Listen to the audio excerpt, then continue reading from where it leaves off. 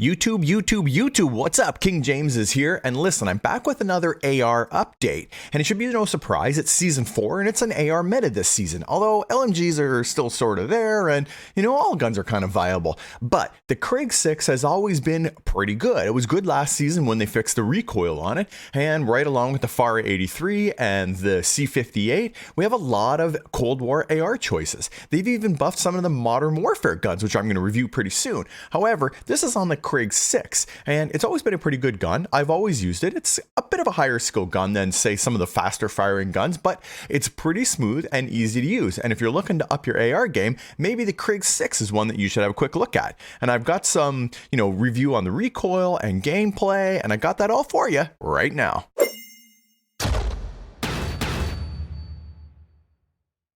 So this shouldn't come as any surprise, but back to the patch notes I go. And when I look at the AR updates, check them out. Nerf.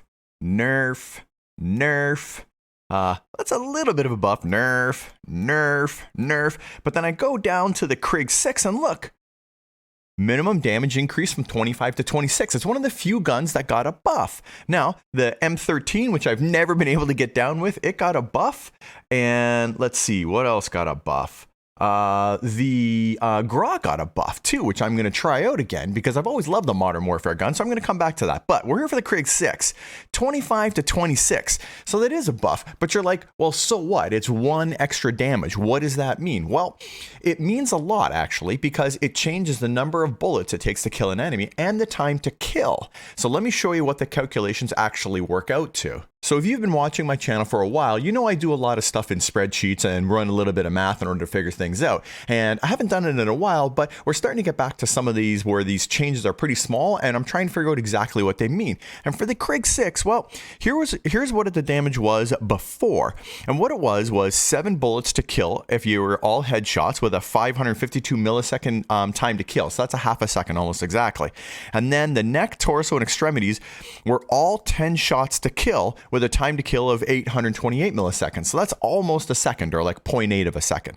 But with just a 1 point buff, that gets the body, neck, and torso up to 26 and 28, and the head up to 38. But where it really changes is here in the neck and torso. And this is where most of us shoot an enemy, let's be honest. I'm not always getting headshots. I'm generally running with my reticle in the chest area. So if you're hitting in that area, now it's 9 bullets to kill instead of 10, and that takes the time to kill down to 736 from 828. That's almost 100 millisecond improvement, or like a 15% improvement in the time to kill. And I think this is sort of where they're aiming to get all of the guns in this high 7, low 800 range in terms of milliseconds, not in this like 500, because this is really fast. When somebody comes, just bzz, and you're dead really quick. That's what a 400 or 500 millisecond time to kill feels like. Where if you're getting shot a few times and you got a second to react and turn around, that's what a 700 or 800 millisecond time to kill feels like. And I think that feels better to everybody, and that's where they're trying to get us to. So that buff, while it seemed like it really didn't do anything, it actually did a lot. 1 less bullet and 100 milliseconds off the time to kill actually means something. Let me show you what the recoil pattern looks like on this gun if you haven't shot it in a while. So I jumped into my favorite spot here and just shot it up the wall. And as you can see, it goes straight up and then moves a tiny little bit and then just basically goes straight up again. So it's generally fairly easy to shoot. And when I did a controlled shot here, it, moved around a little bit based on sort of, how the recoil goes. But generally speaking, I got a really close, tight shot right here. Like this is all, and this is only 15 meters, but the better this is, the better it's going to be at long distance. And you can see here, that's pretty tight and you got this little bit of hook. So learning the recoil on this gun is actually really easy. And this now makes this gun, I'm not going to say it's a high skill gun, but it's certainly going to be a lot easier to use than what it used to be.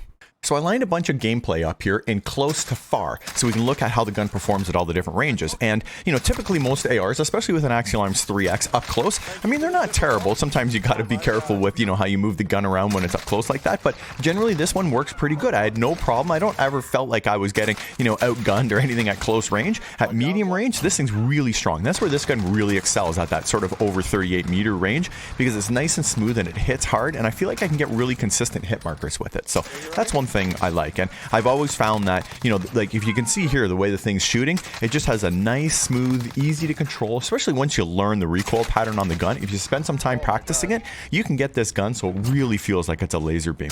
And I like the sound of it, and, you know, the way it looks. It just, overall, it's a pretty good gun. So I've had, you know, pretty good luck with it. And even right here, look at these long distance shots. Because it's smooth, you're certainly going to miss some bullets when you're shooting this far away, right? But you can definitely get the downs and feel pretty confident using it.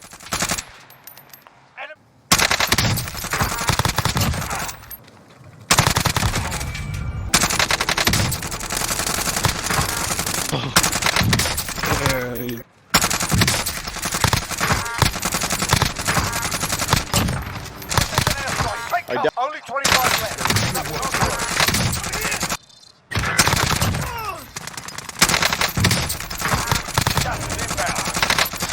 Under hostile fire. What's your fucking problem? Check your fucking fire. So I've been carrying my Krig 6 with an LC10 or a MAC-10 or a PPSH. Any of the great SMGs make a really good pairing for this gun. And one thing I like about the LC10, it's got a pretty nice sight when you're using it with iron sights. So it's definitely a fun pairing for me to use, the LC10 and the Krig 6. Anyway, let me show you my Krig 6 loadout. But just before I jump into that, I want to say thank you to everybody who's recently subscribed to the channel and is here watching my videos. I really appreciate all that love and support. Really and truly, guys. It really does help. So I really appreciate it and really thank you. And if you haven't subbed to the channel, consider subscribing because it really does help small content creators like myself. All right, let me show you my build. So I'm starting with the base Krig 6 weapon. If you have any blueprint, you can use those as well and alter them. And I have the Dark Matter skin on here. This is, you unlock it in Cold War. But anyway, so for the muzzle, this is a pretty standard AR build. So agency suppressor, of course, for any long range build, you always want that. Sound suppression, vertical recoil control, bullet velocity, and effective damage range. Now for a barrel, the last barrel seems to be the one on all of the ARs these days, the whatever they're going to call it. But for this one, it's a CMV mil spec because, again, more bullet velocity gets you up to like 1,100 meters per second, which is great. It gives you horizontal and vertical recoil control and effective damage range. So this thing is beauty for any type of mid to long range gun. Now for an optic, you already saw it, but the Axial Arms 3X, and I sort of bounce between just the regular reticle and the clean living one. And now for ammo, definitely want the 60 round mag for your longer range gun. Just really want those extra bullets. And to manage the recoil on this gun, again, the Field Agent grip gives you more horizontal and vertical recoil control. You get it on the barrel and on the Field Agent grip. And that's really what's helping this gun with that recoil pattern that if you practice, you can learn that you can make this thing, even at long distances, make it, you know, pretty laser beam like and be able to get guys down like you were seeing in my videos there.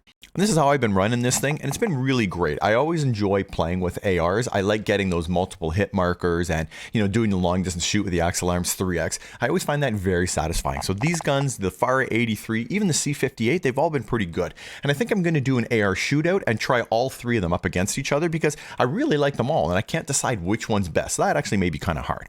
All right, guys, that's it for me. Let me know your thoughts in the comment section down below. If you're using ARs a lot, have you got slightly different builds, or, you know, you sub one of my attachments out for something else? A lot of you guys have been sharing some pretty interesting ideas that helps me learn and helps everybody in the community learn. So if you have something that is working for you and is interesting, share it in the comment section down below. I do read and try to respond to all my comments now. I get so many that it's getting hard for me to do it because of the way the channel is growing, but I'm doing my best, guys. So I do try and read and respond to everything. And so if you got something that's working, hit me up in the comment section, and let me know. For video ideas, if you guys got something that's really interesting or something you want me to review or an idea for a video that you think would be good for the channel, hit me up and let me know. And if I use your idea, I'll give you a shout out in my next video for it. And I've done that a couple of times if you've been watching the channel, so make sure that you do that. I got another video coming on Friday, and I got a couple more good ideas for some stuff to finish out the rest of the season, so make sure that you're subbed to the channel. And as always, guys, if you don't see me in Warzone, if you don't see me in multiplayer, it's only a matter of time, baby. King James out.